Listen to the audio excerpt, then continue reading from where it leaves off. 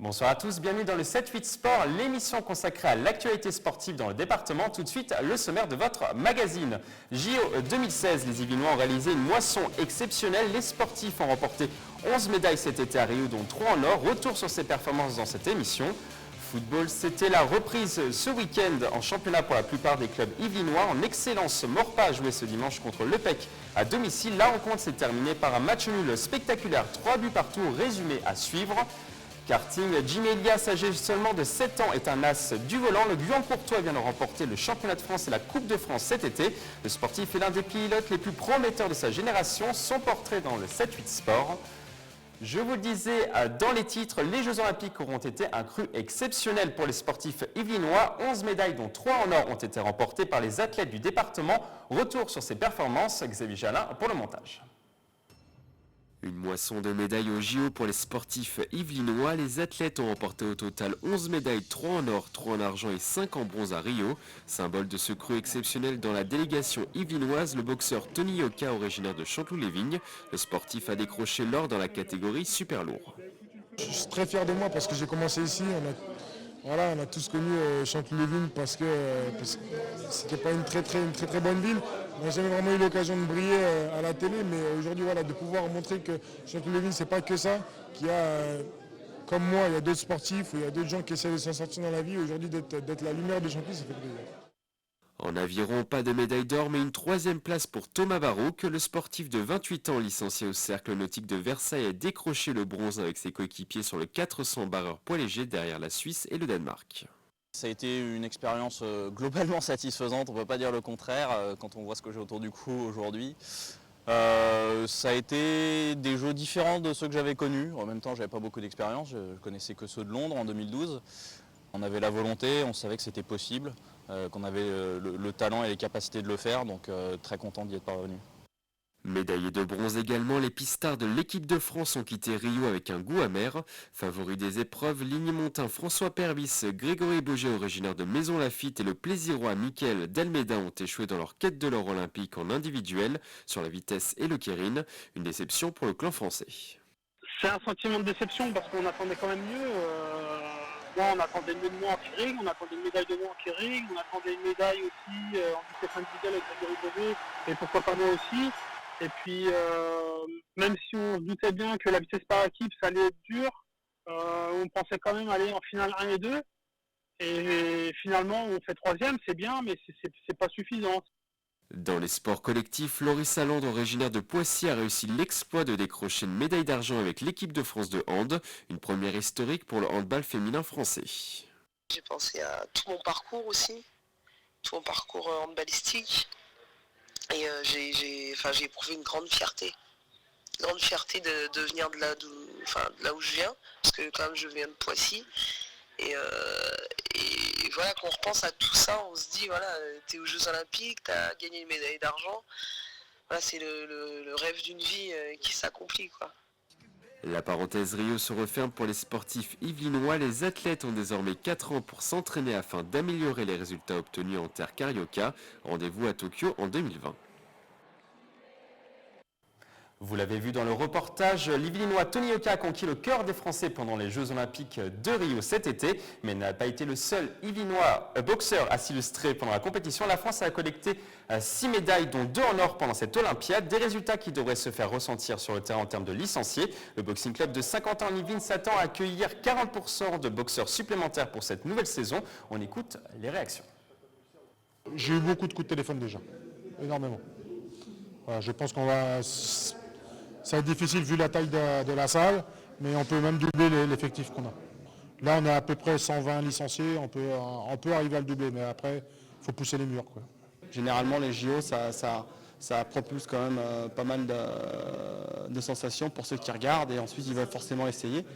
Donc, je pense bien, ça va ramener du monde. De leur côté, les Jeux paralympiques débutent à Rio ce mercredi et dureront jusqu'au 18 septembre dans la cité Auri-Verde.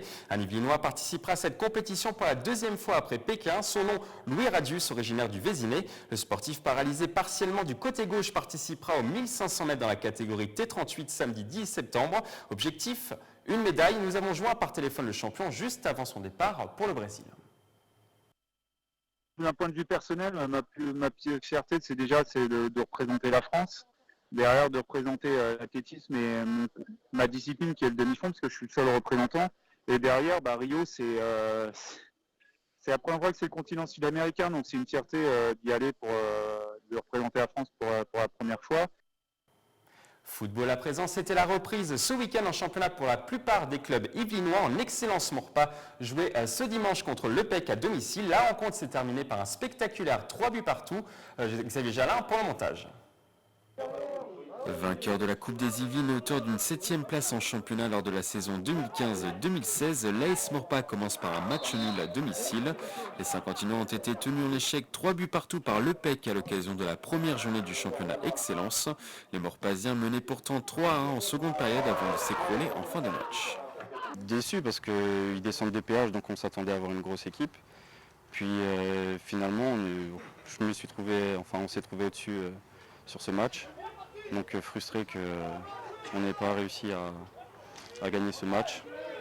Donc après c'est le premier match, on aura d'autres matchs à jouer. Mais c'est comme ça. Je pense que c'est le physique qui a pêché un peu et puis il manque de lucidité. Et on s'est remonté à 3 partout.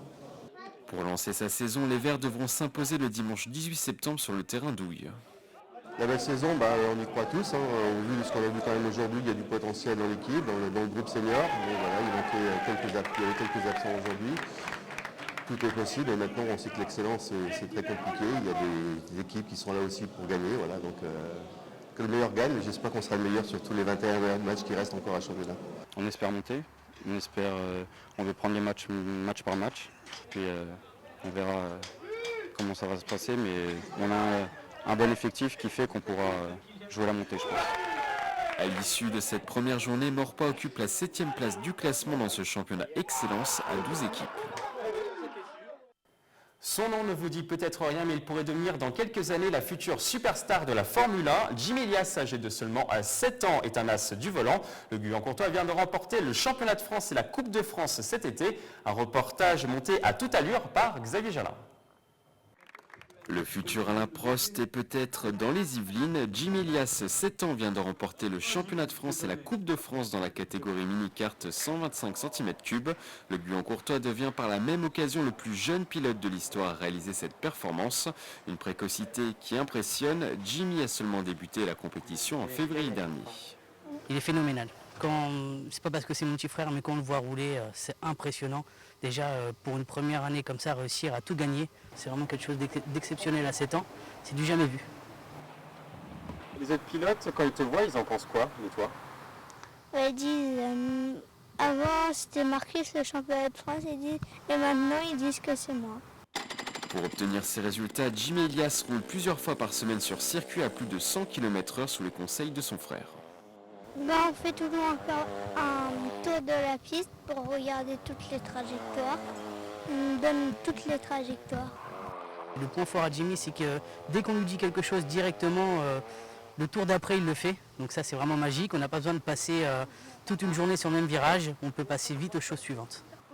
L'Yvelinois s'inspire également des pilotes de Formule 1, la discipline reine des courses automobiles. Son idole, le Britannique Lewis Hamilton, le triple champion du monde. Il a gagné les courses comme moi.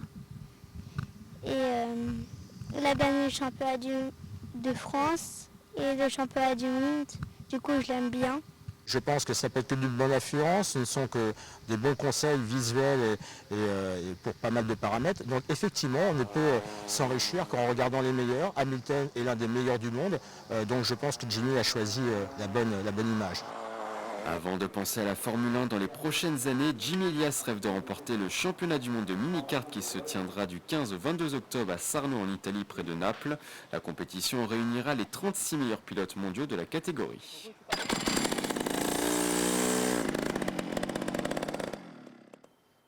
Un mot d'athlétisme à présent. Changement à la tête de l'entente athlétique de Saint-Quentin en Yvelines. Le club qui compte plus de 800 adhérents est désormais présidé par Jean-Pierre Euzé, 28 ans. Le sportif a intégré le club en septembre 2010. Il remplace Max Vigné qui dirigeait la structure depuis 2003. On l'écoute.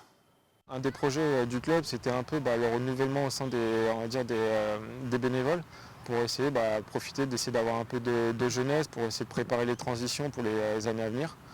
Donc c'est comme ça que j'ai été élu vice-président.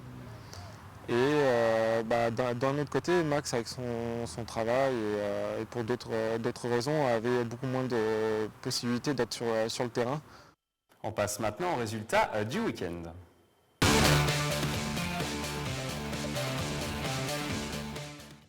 On commence cette rubrique par du football et le championnat de promotion d'honneur. L'équipe senior de Trappes débute mal sa saison. Les joueurs d'Arnaud Mbizi se sont inclinés 2-1 sur le terrain de Goussainville ce dimanche.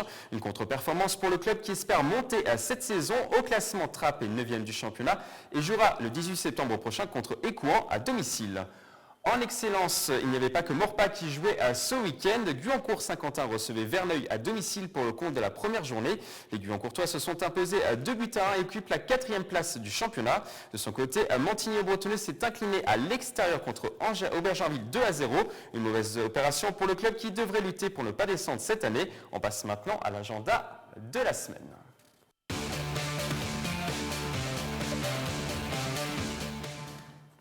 On commence cet agenda par Montigny-Bretonneux et du handball féminin. Montigny reprend la compétition ce samedi à 20h30. Les Unimontaines reçoivent Saint-Amand à l'occasion de la première journée du championnat de National 2 au gymnase Pierre de Coubertin. Les Vertes sont favorites de la rencontre. Elles tenteront de mettre à profit leur expérience de la National 1 de la saison passée pour remporter le match. Toujours en handball, Plaisir joue ce dimanche son premier match de la saison en pré-national. Masculine contre Saint-Ouen-l'Aumône, les Plaisirois auront à cœur de monter cette année après avoir échoué à la 2e place 3 années consécutives. Si vous voulez soutenir l'équipe, le match est programmé à 16h au gymnase Pierre de Coubertin. Il y aura également du football avec le 3e tour de la Coupe de France. Guyancourt jouera contre Persan, une équipe du Val d'Oise ce dimanche au stade Maurice Baquet. Le match risque d'être serré. Les deux équipes évoluent dans le championnat Excellence. Du golf pour terminer cet agenda, le golf national de Saint-Quentin-Yvelines va accueillir à partir de ce jeudi la première édition du Paris Legends Championships. Plus de 54 champions et anciens vainqueurs de tournois majeurs seront présents pour ce rendez-vous. Le fantasque américain John Daly sera notamment présent. Le cercle nautique de Versailles est en deuil. Le président du club d'aviron, Denis Landard, est décédé à l'âge de 50 ans le lundi 15 août durant son vol qui le ramenait des Jeux Olympiques de Rio. L'emblématique figure de l'aviron versaillais était allé soutenir l'un de ses protégés, Thomas Barouk, médaillé de bronze pendant les JO. On écoute la réaction du rameur. Il est évidemment très touché par ce décès. C'est une grande personnalité, il va laisser un grand vide puisqu'il faisait beaucoup de choses. Je pense que le club a les moyens largement de surmonter cette épreuve. C'est difficile pour tous ceux qui le connaissaient parce qu'il était vraiment très attachant. C'était vraiment une personnalité extraordinaire. Mais il va bien falloir faire sans lui et ça va être le défi des prochaines années. C'est la fin de ce 7-8 Sport. Merci d'avoir suivi. Je vous retrouve lundi prochain pour un nouveau magazine. Très belle soirée sur TV Fil 78.